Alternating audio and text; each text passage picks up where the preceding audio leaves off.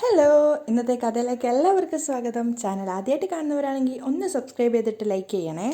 അപ്പോൾ ആദർശ് അനിയെയും കൂട്ടിക്കൊണ്ട് വീട്ടിലേക്ക് വരികയാണ്. അവരുടെ വരവും കാത്തിട്ട് നന്ദു വെയിറ്റ് ചെയ്യുന്നുണ്ടായിരുന്നു. വണ്ടിയിൽ നിന്ന് വന്ന് ഇറങ്ങിയപ്പോൾ തന്നെ ആദർശ് ദേഷ്യത്തോടെയാണ് അനിയെ പുറത്തേക്ക് വലിച്ചിടുന്നത്. ഇങ്ങോട്ടേക്ക് ഇറങ്ങ്, കുടുംബത്തിന് ഇതുവരെ ഇല്ലാത്ത ഓരോരോ ദുഷ്പേര് കാര്യങ്ങളൊക്കെ ചെയ്തിട്ട് ചീത്തപ്പേര് കേൾപ്പിക്കാൻ എന്നൊക്കെ പറഞ്ഞിട്ടാണ് ഇറക്കുന്നത്. അനിയാണെങ്കിൽ പറ്റ അവശനായിട്ടുണ്ടായിരുന്നു. കാരണം കള്ളു കുടിച്ചിട്ട് അവൻ ഇതുവരെ ചെയ്യാത്തൊരു കാര്യം ചെയ്തതിൻ്റെ ആ ഒരു ബുദ്ധിമുട്ടും ഒക്കെ ഉണ്ടായിരുന്നു. ശരിക്കും നടക്കാൻ പോലും പറ്റാതെ വേച്ച് പോകുന്നുണ്ട്. അപ്പോഴേക്കും നന്ദു ഇറങ്ങി വന്നിട്ട് ചോദിക്കുന്നുണ്ട്, എന്തു പറ്റി ആദർശേട്ടാ? നിങ്ങളൊക്കെ കൂടെ ഓരോന്ന് മറച്ചു വെച്ചതിൻ്റെ ഫലം ഇത്. ആദ്യമേ എല്ലാം തുറന്നു പറഞ്ഞിരുന്നെങ്കിൽ ഇങ്ങനെയൊന്നും സംഭവിക്കില്ലായിരുന്നു. ആദർശ് ആ വന്ന ദേഷ്യത്തിന് ആദ്യം തന്നെ നന്ദുവിനോട് പറയുകയാണ്, നടക്കട അങ്ങോട്ട്, നോക്കി നടക്ക് എന്നൊക്കെ പറഞ്ഞ് അനിയൻ പിടിച്ചു വലിച്ചു കൂട്ടിക്കൊണ്ട് അകത്തേക്ക് പോവാണ് ആദർശ്. ആ സമയത്ത് പിന്നാലെ പോകാൻ നോക്കിയ നയനെ പിടിച്ചുകൊണ്ട് നന്ദു ചോദിക്കുന്നുണ്ട്, അനിക്ക് എന്തു പറ്റി ചേച്ചി? അപ്പം നയന വിഷമത്തോടെ പറയാണ്, അനി നന്നായിട്ട് മദ്യപിച്ചിട്ടുണ്ട്, നീ വാ. നന്ദുവിനെ കൂട്ടിക്കൊണ്ട് അവർ രണ്ടുപേരും കൂടെ അകത്തേക്ക് പോവാണ്. അപ്പോഴേക്കും ആദർശിൻ്റെ പിന്നാലെയായിട്ട് തന്നെ ജാനകി അങ്ങോട്ടേക്ക് വരുന്നുണ്ട്. എന്താ മോനെ, എന്തു പറ്റി? അവരാകെ പേടിയോടെയാണ് ചോദിക്കുന്നത്. അപ്പോൾ ആദർശ് സമാധാനിപ്പിക്കാൻ വേണ്ടി പറയുന്നുണ്ട്, ഒന്നുമില്ല ഇളയമേ.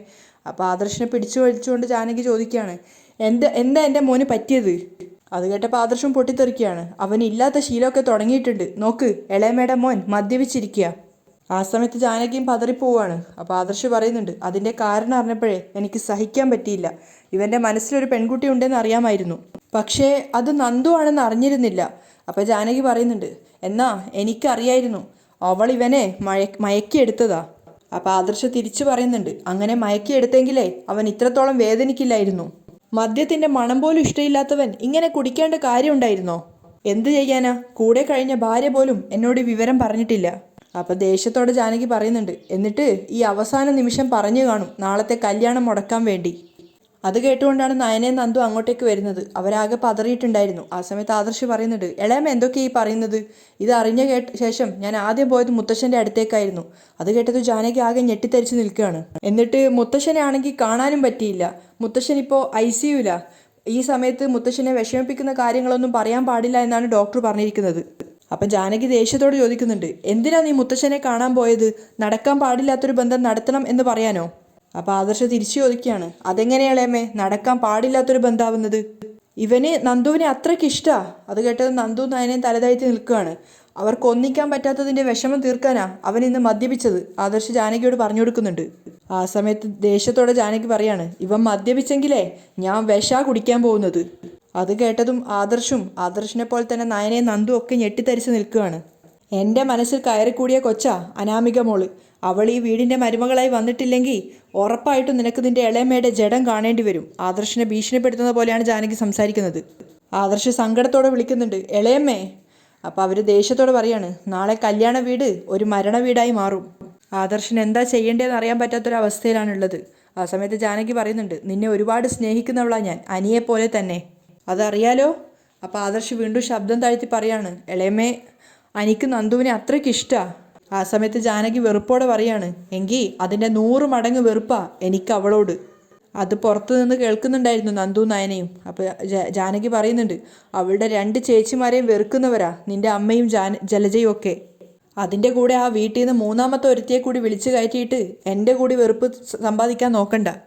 അനാമിക മോളെ കരയിപ്പിക്കാനും നോക്കണ്ട. അപ്പം ആദർശ് ചോദിക്കുന്നുണ്ട്, ഓഹോ, അപ്പോൾ അനി കരഞ്ഞോട്ടെ എന്നായിരിക്കും അല്ലേ? അപ്പോൾ ജാനകി ദേഷ്യത്തോടെ ആദർശനോട് പറയാണ്, നിനക്ക് പറഞ്ഞാൽ മനസ്സിലാവില്ലേ, ഇനി എന്താ ചെയ്യേണ്ടതെന്ന് എനിക്കറിയാം. അവർ ദേഷ്യത്തോടെ പുറത്തേക്ക് ഇറങ്ങി വന്നതും നന്ദു നയനെ അവിടെ നിൽക്കുന്നുണ്ടായിരുന്നു. ഓ, എല്ലാം കേട്ടുകൊണ്ട് ഇവിടെ നിൽക്കുകയാണല്ലേ? എന്നിട്ട് നന്ദുവിൻ്റെ ഷർട്ടിന് കുത്തിപ്പിടിച്ചിട്ട് അവർ പറയാണ്, നിൻ്റെ ചേച്ചിമാരെ പോലെ നീയും മിടുക്കിയ വലിയ വീട്ടിലെ പയ്യന്മാരെ വളച്ചെടുക്കാൻ. നയന അതിശയത്തോടെയാണ് ജാനകിയെ നോക്കിക്കൊണ്ട് നിൽക്കുന്നത്. ഇത്രയ്ക്കും മാറ്റം ഒരാൾക്ക് സംഭവിക്കുക എന്നൊരു ആ ഒരു അതിശയത്തിൽ.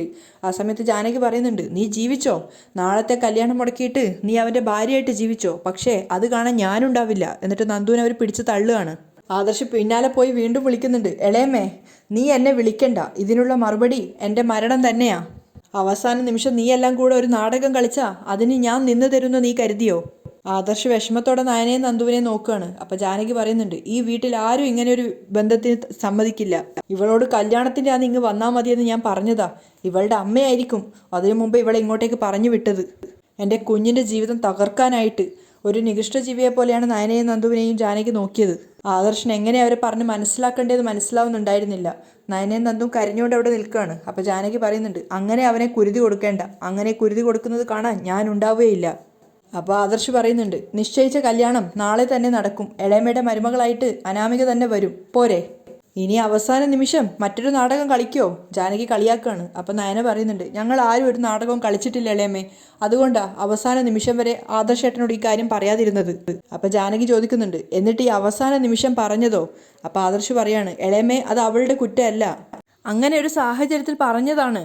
ആ സമയത്ത് ജാനകി പറയാണ്, ഇനി ഏത് സാഹചര്യമായാലും ശരി, നാളെ അനിയെ പറഞ്ഞു തിരുത്തി എല്ലാവരും കൂടി മണ്ഡപത്തിലേക്ക് കൊണ്ടുവന്നോളണം. അതിന് വിരുദ്ധമായിട്ട് എന്തെങ്കിലും സംഭവിച്ചാ പിന്നെ നിന്റെ ഈ ഇളയമ്മ ജീവനോടെ കാണില്ല.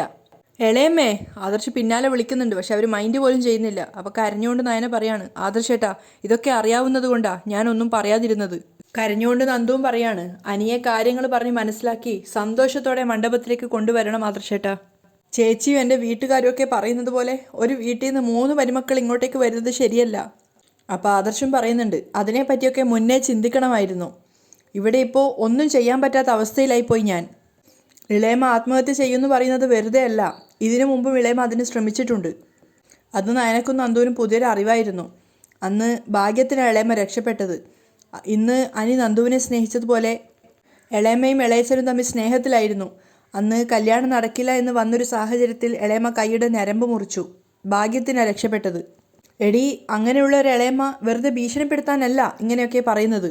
അവരുടെ ആഗ്രഹം നടക്കാതെ വന്നാൽ ഉറപ്പായിട്ടും നാളെ കല്യാണ വീടൊരു മരണ വീടായിട്ട് മാറും. അപ്പം കരഞ്ഞുകൊണ്ട് നയന പറയുന്നുണ്ട്, ആദർശേട്ടാ, ഒരു കാരണവശാലും അങ്ങനെ സംഭവിക്കാൻ പാടില്ല. ഞങ്ങൾ നേരത്തെ തന്നെ ഇക്കാര്യത്തിലൊരു തീരുമാനം എടുത്തതാ, അതുകൊണ്ടാ ആരോടും ഇതൊന്നും പറയാതിരുന്നത്. അപ്പം നന്ദുവും പറയുന്നുണ്ട്, ഇനി ഈ വിഷയത്തിൻ്റെ പേരിൽ ആരോടും തർക്കിക്കാൻ നിൽക്കേണ്ട ആദർശേട്ടാ, ആരെയും അനുസരിപ്പിക്കാനും ശ്രമിക്കേണ്ട. പിന്നെ ഞാൻ ഇന്ന് വന്നത് അച്ഛനും അമ്മയും ചേച്ചിമാരും ഒക്കെ നിർബന്ധിച്ചത് കൊണ്ട് മാത്രമാണ്, അല്ലാതെ നടക്കാൻ പാടില്ലാത്തൊരു ബന്ധം നടത്താൻ വേണ്ടിയല്ല. അതുകൊണ്ട് അതിൻ്റെ പേരിൽ ആരും എന്നെ ഒന്ന് കുറ്റപ്പെടുത്തരുതെന്ന് പറയണം. കഴിയുമെങ്കിൽ ആദർശേട്ടൻ അറിഞ്ഞ സത്യം മറ്റാരും അറിയാതിരിക്കാനും നോക്കണം. നന്ദു സങ്കടത്തോടെ അവിടുന്ന് പോവാണ്. അപ്പോൾ ആദർശ് പറയുന്നുണ്ട്, ഇവിടെ ഒന്നും ചെയ്യാൻ പറ്റാത്തൊരു സാഹചര്യം ആയിപ്പോയല്ലോ. അപ്പം നയന പറഞ്ഞു കൊടുക്കുന്നുണ്ട്, ആദർശേട്ടാ, സ്നേഹിച്ചവർ ഒന്നിക്കണമെന്ന് പറയാൻ വേണ്ടി ഇതൊരു സിനിമയല്ല. നമ്മൾ വിചാരിച്ചതുപോലെ തന്നെ കാര്യങ്ങൾ പോയാൽ മതി. ഈ ജീവിതത്തിൽ നമ്മൾ പ്രാക്ടിക്കലായിട്ട് ചിന്തിച്ചേ പറ്റൂ. നാളെ ഈ വീടിൻ്റെ മരുമകളായിട്ട് അനാമിക വരണം. അത് മുന്നിൽ നിന്ന് നമ്മൾ തന്നെ നടത്തി കൊടുക്കണം. അപ്പോഴും ആദർശ് പറയുന്നുണ്ട്, അവന് 2 കല്യാണം ഉണ്ടെന്നാണ് പുരോഹിതൻ പറഞ്ഞത്. അതിന് വാഴക്കല്യാണം നടത്തിയല്ലോ, നയന സൂചിപ്പിക്കുകയാണ്. അതുകൊണ്ട് ദോഷം തീരുമെന്ന് എനിക്ക് തോന്നുന്നില്ല. തുടക്കത്തിൽ തന്നെ എല്ലാം പാളിപ്പോയി. ഇന്ന് അനി മദ്യപിച്ചെങ്കിൽ അവൻ്റെ ഉള്ളിൽ എത്രത്തോളം വിഷമമുണ്ടെന്ന് എനിക്ക് മനസ്സിലാക്കാം. അവൻ്റെ ഏതാഗ്രഹവും ഇന്ന് വരെ ഞാൻ സാധിപ്പിച്ചു കൊടുത്തിട്ടേ ഉള്ളൂ. എന്നിട്ടും അവൻ്റെ ജീവിതത്തിൽ നിർണായകമായ ഒരു കാര്യം വന്നപ്പോൾ അതിന് കൂടെ നിൽക്കാൻ എനിക്ക് കഴിയാതെ പോയി. നിന്റെ ഭാഗത്തും തെറ്റുണ്ട്. നിനക്ക് എന്നോടെങ്കിലും ഒന്ന് പറയാമായിരുന്നു. കുറച്ചുകൂടെ നേരത്തെ ഞാനിത് അറിഞ്ഞിരുന്നെങ്കിൽ അവൻ ആഗ്രഹിച്ച പെണ്ണിനെ തന്നെ അവൻ സ്വന്തമാക്കിയേനെ. നയന ഒരിക്കലും പ്രതീക്ഷിക്കാത്തൊരു മറുപടിയായിരുന്നു ആദർശിൻ്റെ ഭാഗത്തു നിന്നുണ്ടായത്. അവൻ അവിടുന്ന് പോയതിനു ശേഷം നയന വിതുമ്പി കരഞ്ഞുകൊണ്ടിരിക്കുകയാണ്. ജാനകിയെ മുറി കാണാഞ്ഞിട്ടാണ് അജയൻ തെരഞ്ഞു വന്നത്. നീ ഇതെവിടെ പോയിരിക്കുകയായിരുന്നു? സമയത്തിലായിരുന്ന വിചാരം? ആ, സമയമൊക്കെ ഒരുപാടായി. മോൻ്റെ കാര്യം വല്ലതും അറിഞ്ഞായിരുന്നോ? ജാനകി അസ്വസ്ഥമായിട്ട് ചോദിക്കുകയാണ്. എന്താ ജാനകി? അച്ഛനും വല്യച്ഛനൊക്കെ ഒരു ചെറിയ അസ്വസ്ഥത ഉണ്ടല്ലോ. സമയവും സന്ദർഭമൊക്കെ ഒത്തുവരുമ്പോൾ രണ്ടാളും ഒന്ന് മിനുങ്ങുമല്ലോ. അതുപോലെ നന്നായി മിനുങ്ങിയിട്ടാ മോൻ വന്നിരിക്കുന്നത്. അത് കേട്ടതും അജയൻ ഞെട്ടുകയാണ്. അനിയോ? അവൻ കുടിച്ചെന്നോ? ആ, കുടിച്ചതല്ല, കുടിപ്പിച്ചതാ. ആര്? അവള് തന്നെ, ആ മൊട്ടച്ചി. ജാനകി, നീ എന്തൊക്കെയാ ഈ പറയുന്നേ? അവനിപ്പോ നിരാശാകാമുകനല്ലേ, അതുകൊണ്ട് പോയതാ കൂട്ടുകാർക്കൊപ്പം കുടിച്ചു കൂത്താടാൻ. എന്നാലും അവൻ അങ്ങനെയൊക്കെ ചെയ്യൂ ജാനകി? ആ, ചെയ്തു. കുടിച്ചു ലെക്ക് കെട്ട് കാല് നിലത്തുറക്കാതെയാ വന്നത്. കൂട്ടിക്കൊണ്ടു വന്നത് സ്വന്തം ഏട്ടൻ തന്നെയാ. കൂടെ അവളും ഉണ്ടായിരുന്നു, നയന. ഈ അവസാന നിമിഷം പോലും കല്യാണത്തിൽ നിന്ന് അനിയെ പിന്തിരിപ്പിക്കാനാ അവളും അവളുടെ അനിയത്തിയെ നോക്കുന്നത്. അവളും ഉറങ്ങാതെ കാത്തിരിക്കുകയായിരുന്നു. അപ്പം അയാൾ ചോദിക്കുന്നുണ്ട്, നീ എന്തൊക്കെയാ ഈ പറയുന്നേ? ഞാനിതൊന്നും ആരോടും പറഞ്ഞിട്ടില്ല, അജയേട്ടനോട് മാത്രമേ പറഞ്ഞിട്ടുള്ളൂ. ജലജയും ഏട്ടത്തെയൊക്കെ അറിഞ്ഞാലുണ്ടല്ലോ ഇവിടെ വലിയ ലഹള നടക്കും. അങ്ങനെയുള്ളപ്പോൾ ആരോടും ഇതൊന്നും പറയാത്തത് തന്നെയാണ് നല്ലത്. അയാൾ പറയുന്നുണ്ട്, എന്നാലും ഒന്ന് ആലോചിച്ച് നോക്കാം ചേട്ടാ, അവളുമാരുടെ മനസ്സിലിരിപ്പ് എന്താന്ന്. ഒരുത്തി ഇതൊക്കെ നേരത്തെ കണ്ടിട്ട് തന്നെയാണ് ഇവിടെ വന്ന് ക്യാമ്പ് തുടങ്ങിയത്. അവളുമാരുടെ അമ്മ. അപ്പം അജയൻ പറയുന്നുണ്ട്, ജാനകി, നീ ആരെക്കുറിച്ച് എന്തൊക്കെ പറഞ്ഞാലും നയനെക്കുറിച്ച് എനിക്ക് പോസിറ്റീവായിട്ടേ ചിന്തിക്കാൻ പറ്റൂ. ആ കുട്ടി ഒരിക്കലും ഈ കുടുംബത്തിന് ദോഷം വരുന്ന ഒരു കാര്യവും ചെയ്യില്ല. എനിക്കിപ്പോൾ കൂടുതൽ സംശയം അവളെയാ. എല്ലാവരെയും വഴിതെറ്റിക്കുന്നത് അവളാ. ആദർശിനെ പോലെ അവൾ ഏട്ടത്തിൽ നിന്നും അകറ്റി മാറ്റി. അതുകൊണ്ടാണ് ആദർശ് ഇന്ന് പറഞ്ഞത് എനിക്ക് ഇഷ്ടപ്പെട്ട പെണ്ണിനെ അവനെ കൊണ്ട് കെട്ടിക്കണമെന്ന്. ഇന്നാണത്രേ അവൻ അറിഞ്ഞത് അവൻ്റെ ഭാര്യയുടെ അനിയത്തിയാണ് അവൻ സ്നേഹിക്കുന്നതെന്ന്. അതോടെ അവനും അങ്ങ് തിരിഞ്ഞു. എന്തായാലും നാളെ നമ്മൾ നിശ്ചയിച്ച കല്യാണം തന്നെ നടക്കും. അതോടെ ഈ പ്രശ്നത്തിന് പരിഹാരവും ആവും. അച്ഛൻ സമാധാനിപ്പിക്കുകയാണ്. അവ ജാനകി ദേഷ്യത്തോടെ പറയുന്നുണ്ട്, എവിടെ പരിഹരിക്കപ്പെടാനാ? എനിക്ക് 2 കല്യാണം ഉണ്ടെന്നല്ലേ പുരോഹിതനെ കൊണ്ട് അവളുമാർ പറയിപ്പിച്ചത്. അതുകൊണ്ട് കല്യാണം കഴിഞ്ഞാൽ ഇനിയത്തെ ശ്രമം എൻ്റെ മരുമോളെ ഇവിടുന്ന് പറത്തിക്കാനായിരിക്കും. പക്ഷേ ഞാൻ ജീവിച്ചിരിക്കുമ്പോൾ അത് നടക്കില്ല. അവർ ദേഷ്യത്തോടെ അകത്തേക്ക് പോവാണ്. അതേസമയം നന്ദു വിഷമത്തോടെ ഇരിക്കുകയാണ്. അങ്ങോട്ടേക്കാണ് നയന വന്നത്. ആ സമയത്ത് നന്ദു ചോദിക്കുന്നുണ്ട്, എന്തിനാ ചേച്ചി ആദർശേട്ടനോട് എല്ലാം പറഞ്ഞത്? അപ്പം നയന പറയാണ്, മോളെ ഞാൻ കള്ളം പറഞ്ഞ് ശീലിച്ചിട്ടില്ല. പക്ഷേ കല്യാണത്തിന് ശേഷം അത് വേണ്ടി വന്നു. നല്ലതിന് വേണ്ടിയിട്ടാ ആദർശേട്ടനോട് ഞാൻ പലതും മറച്ചു വെച്ചത്. എന്നാൽ ഇന്ന് ഞാനൊരു കാര്യം തീരുമാനിച്ചു. നല്ലതായാലും മോശമായാലും അതൊക്കെ ഞാൻ എൻ്റെ ഭർത്താവിനോട് പങ്കുവെക്കണം. അല്ലാതെ മുന്നോട്ട് പോയാൽ ശരിയാവില്ല. അപ്പം നന്ദു പറയുന്നുണ്ട്, എങ്കിലും നാളെ അനിയുടെ കല്യാണമല്ലായിരുന്നു ചേച്ചി, അത് കഴിഞ്ഞിട്ട് പറഞ്ഞാൽ പോരായിരുന്നോ? ആ സമയത്ത് നയന പറയുന്നുണ്ട്, എൻ്റെ മോളെ ഇന്ന് നടന്ന കാര്യങ്ങളൊന്നും നിനക്ക് അറിയില്ലല്ലോ. മദ്യപിക്കാത്ത അനി മദ്യപിച്ച ആ ഒരു ഇതിൽ അവൻ്റെ മനസ്സിലുള്ള പെണ്ണ് ആരാണെന്ന് എനിക്കറിയാമെന്നൊക്കെ ആദർശേട്ടനെ മുന്നിൽ വെച്ച് അവൻ വിളിച്ചു പറഞ്ഞു. അവസാനം എനിക്ക് ആദർശേട്ടനോട് പറയേണ്ടി വന്നു. ഇത്രയൊക്കെ ആയിട്ടും ഞാൻ പിന്നെ സത്യം പറയാതിരുന്ന അത് വലിയ തെറ്റല്ലേ? പക്ഷേ എല്ലാം കേട്ട ശേഷമുള്ള ആദർശേട്ടൻ്റെ മനോഭാവം എന്നെ അത്ഭുതപ്പെടുത്തി. നീയോ അനിയോ ഒന്നിക്കുന്നതിൽ ആദർശേട്ടന് ഒരു എതിർപ്പുമില്ല. അനിയുടെ സന്തോഷം എന്തായാലും അത് നടക്കണം, അത്രയേ ഉള്ളൂ ആദർശേട്ടന്. അപ്പോൾ കരഞ്ഞുകൊണ്ട് നന്ദു പറയുന്നുണ്ട്, പക്ഷേ ആ അവസരത്തെ നമ്മൾ മുതലെടുക്കുന്നത് ശരിയല്ലല്ലോ ചേച്ചി. ഒരിക്കലും പാടില്ല. നയനെ അത് സപ്പോർട്ട് ചെയ്യാണ്. ജീവിതത്തെ ജീവിതമായിട്ട് തന്നെ കാണണം. നീയും അനിയും ഒന്നിച്ചാൽ അത് നിനക്കും എനിക്കും അനിക്കും ഒക്കെ സന്തോഷമായിരിക്കും. പക്ഷേ അത് അധിക ദിവസം നീണ്ടു നിൽക്കില്ല. നീ ഇവിടെ മരുമോളായിട്ട് വരുമ്പോൾ അനിക്ക് അനിയുടെ അമ്മയെ നഷ്ടപ്പെട്ട അതൊരിക്കലും നമുക്ക് പിന്നീട് നികത്താനാവില്ല മോളെ. അതെന്നും നിങ്ങളുടെ ജീവിതത്തിൽ ഒരു കടമായിട്ട് തന്നെ കിടക്കും. അതുകൊണ്ട് ആരും വിഷമിക്കാതിരിക്കാൻ നമുക്കല്പം വിഷമിക്കാം മോളെ. നന്ദു കരഞ്ഞുകൊണ്ടിരിക്കുകയാണ്. അപ്പം നയന പറഞ്ഞു കൊടുക്കുന്നുണ്ട്, നാളെ രാവിലെ എല്ലാവരും സന്തോഷത്തോടെ പുറപ്പെടുമ്പോൾ മോളും ഞങ്ങൾക്കൊപ്പം വരണം. നാളെ അനിയുടെയും അനാമികയുടെയും കല്യാണം കഴിവതും മോൾ അവരെ കാണാതിരിക്കാൻ ശ്രദ്ധിക്കണം. ഇനിയിപ്പോൾ എൻ്റെ മോള് മറ്റൊന്നും ചിന്തിക്കാതെ കിടന്നുറങ്ങാൻ നോക്ക്. കരയുന്ന നന്ദുവിനെ ആശ്വസിപ്പിച്ചിട്ട് നയന അവിടുന്ന് പോവാണ്. നയന പോയതിനു ശേഷം കഥ കടച്ചിട്ട് നന്ദു പൊട്ടി പൊട്ടി കരയാണ്. അങ്ങനെ പിറ്റേന്ന് നേരം പുലർന്നു. രാവിലെ തന്നെ കയ്യിലൊരു ജ്വല്ലറി ബോക്സുമായിട്ട് ദേവയാനി നേരെ ജയൻ്റെ അരികിലേക്ക് വരികയാണ്. ജയേട്ടൻ, ഞാനൊരു മാല വാങ്ങിയിട്ടുണ്ടായിരുന്നു, അതെങ്ങനെയാണെന്ന് പോലും നോക്കിയില്ലല്ലോ. അപ്പോൾ അയാൾ പറയുന്നുണ്ട്, നമ്മുടെ ജ്വല്ലറി എന്നല്ലേ, ഞാൻ ഇതിൻ്റെ ഫോട്ടോസ് കണ്ടിട്ടുണ്ടായിരുന്നു. അപ്പോൾ അവർ പറയാണ്, 20 പവനുണ്ട്. അനിയുടെ ഭാര്യയായിട്ട് അനാമിക മോള് വരികയല്ലേ, അപ്പോൾ അവളുടെ കഴുത്തിൽ ഞാൻ കൊടുത്ത താലിമാല തന്നെ കിടക്കണം. അപ്പം ജയൻ പറഞ്ഞു കൊടുക്കുന്നുണ്ട്, അനിയും ആദർശും തമ്മിൽ നമുക്ക് വ്യത്യാസമൊന്നുമില്ല. എങ്കിലും അനിയേക്കാളും മുന്നേ നമ്മുടെ മോൻ്റെ കല്യാണം കഴിഞ്ഞതാ. എന്നിട്ട് ഇതുവരെ നയനമോൾക്ക് ഇങ്ങനെ ഒരു സമ്മാനം കൊടുക്കാൻ നിനക്ക് തോന്നിയില്ലല്ലോ. ആ സമയത്ത് ദേവയാനി പറയുന്നുണ്ട്, എൻ്റെ മരുമോൾക്ക് ഞാൻ എല്ലാം കരുതി വെച്ചിരുന്നു. എങ്കിൽ എൻ്റെ പ്രതീക്ഷയെല്ലാം തകിടം മറിച്ചുകൊണ്ടല്ലേ നയന എന്ന് പറഞ്ഞവള് എൻ്റെ മരുമോളായിട്ട് മുഖം മറച്ചുകൊണ്ട് ആദർശിൻ്റെ ജീവിതത്തിലേക്ക് വന്നത്. ഇനി എന്തായാലും എൻ്റെ മരുമോൾക്ക് കരുതി വെച്ചിരുന്നതെല്ലാം പടി കടന്നു വരുന്ന അനാമിക മോൾക്കുള്ളതാ, അതും അവളുടെ മുന്നിൽ വെച്ച് തന്നെ. അപ്പം ജയൻ ചോദിക്കുന്നുണ്ട്, ദേവേ എന്തിനാ ഇങ്ങനെ പ്രതികാരം ചെയ്യുന്നത്? കയറി വരാൻ പോകുന്ന മരുമകൾ പത്തരമാറ്റ് തങ്കാണെന്ന് നിനക്ക് ഉറപ്പുണ്ടോ? അപ്പം ദേവയാനി പറയുന്നുണ്ട്, എന്തായാലും ശരി, അവള് കുടുംബത്തിൽ പിറന്ന കുട്ടിയാണല്ലോ, മാന്യമായിട്ടാ അവളുടെ അച്ഛനും അമ്മയും അവളെ ഇങ്ങോട്ടേക്ക് പറഞ്ഞു വിടുന്നത്. അപ്പം ജയൻ പറയുന്നുണ്ട്, മരുമക്കളെ വേർതിരിക്കുന്നത് ശരിയല്ല ദേവയാനി, 3 പേർക്കും തുല്യ പരിഗണന കൊടുക്കുന്നതാണ് നല്ലത്. നവ്യയും നയനയും അനാമികയും അനന്തപുരി തറവാടിൻ്റെ മരുമക്കളാ.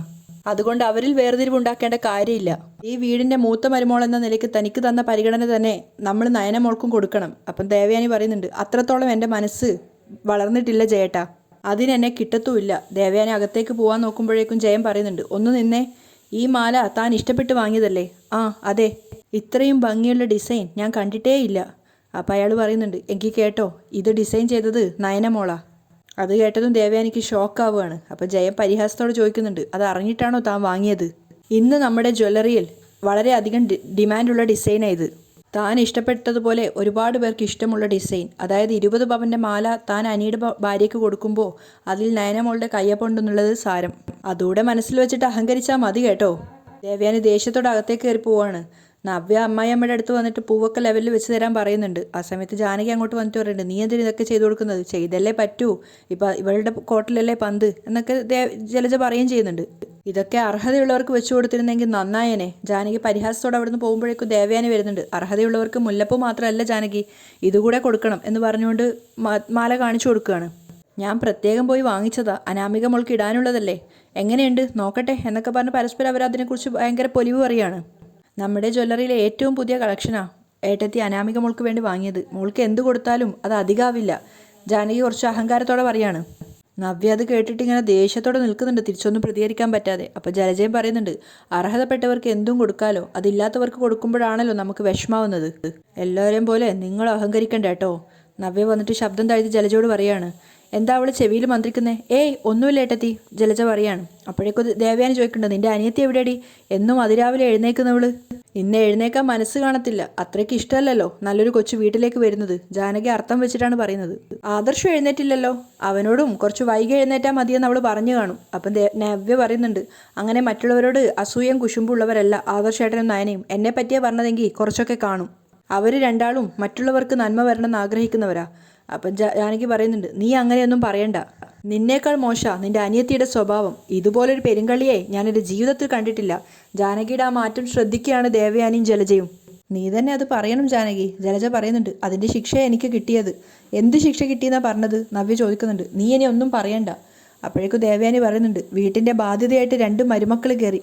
അതിൻ്റെ വിഷമാണ് ഞങ്ങൾ അനാമിക മോളിലൂടെ തീർക്കാൻ പോകുന്നത്. ഇത് മാത്രമല്ല ജാനകി, അനാമിക മോൾക്ക് കൊടുക്കാൻ ഞാൻ ഒരുപാട് സമ്മാനങ്ങൾ കരുതി വെച്ചിട്ടുണ്ട്. അപ്പോൾ ജാനകി പറയുന്നുണ്ട്, അച്ഛനും അമ്മയ്ക്കും ഒറ്റ മോളായതുകൊണ്ട് മോളെ പിരിയുന്ന കാര്യത്തിൽ അവർക്കും നല്ല വിഷമമുണ്ട്. അപ്പോൾ ദേവയാനി പറയാണ്, അത് അവരുടെ കാര്യം. ഇവിടെ ചിലരൊക്കെ കല്യാണം കൂടാൻ വന്നിട്ടുണ്ടല്ലോ, അവരൊക്കെ അവരുടെ പെൺമക്കളെ എങ്ങനെ ഒഴിവാക്കണം എന്ന് ആലോചിച്ച് നിൽക്കുക. അപ്പോൾ ജാനകി പറയുന്നുണ്ട്, അതെ 2 മണിക്ക് പോവേണ്ടതാ. അവളും അവനും എഴുന്നേറ്റിട്ടില്ലെങ്കിലേ ഒന്ന് മുട്ടി വിളിച്ചിട്ടൊന്ന് എഴുന്നേൽക്കാൻ പറ. അപ്പം നവ്യ പറയുന്നുണ്ട്, അത് എൻ്റെ ജോലിയല്ല, പറയേണ്ടവരങ്ങ് പറഞ്ഞാൽ മതി. എന്നിട്ട് അവൾ അവിടുന്ന് ദേഷ്യത്തോടെ പോവാണ്. അവൾക്കൊരു എല്ല് കൂടുതലായിട്ടെത്തി. ജലജ പറയുന്നുണ്ട്, അതെ നിന്റെ കഴിവുകേടാ, മരുമക്കളെ നിലക്ക് നിർത്തണം. ദേവയാനി വിട്ടുകൊടുക്കുന്നില്ല. ആ സമയത്ത് ജാനകി ഇങ്ങനെ ദേഷ്യത്തോടെ നിൽക്കുകയാണ്. അവിടെയാണ് ഇന്നത്തെ എപ്പിസോഡ് വൈൻഡപ്പ് ചെയ്യുന്നത്.